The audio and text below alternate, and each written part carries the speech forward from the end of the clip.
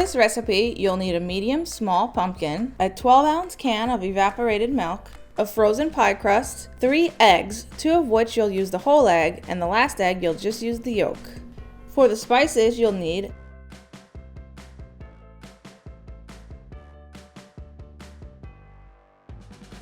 For the first step, cut the pumpkin in half. The easiest way is to pierce the pumpkin with the tip of the knife, drive the knife in slightly, and rock the knife back and forth. Continue this process until the whole pumpkin is cut in half.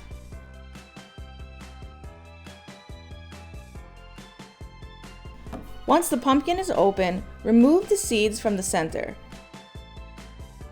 Use a thick spoon to scrape the seeds from the inside of the pumpkin. Place the seeds and the insides in a bowl. Be sure to save the seeds and watch our video on how to roast pumpkin seeds. Once both halves of the pumpkin are clean, get a baking pan and line it with tinfoil. Spray the tinfoil with Pam. Then place both pumpkin halves face down on the baking sheet. Have your oven set to 350 degrees and leave the pumpkin halves in for an hour and 15 minutes. Once the time is up, you should be able to easily pierce the pumpkins with a fork. Turn the pumpkins over and scrape out 2 cups from the skin and place them in a bowl.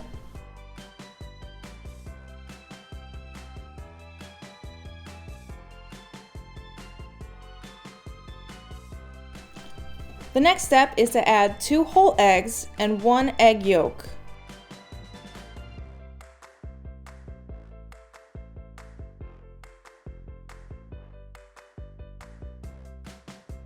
Then mix everything together so it's nice and smooth.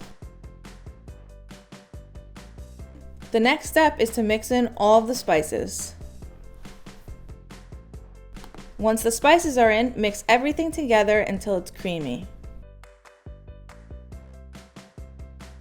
Now it's time to pour in the evaporated milk. Again, once it's added, stir everything together so it's creamy.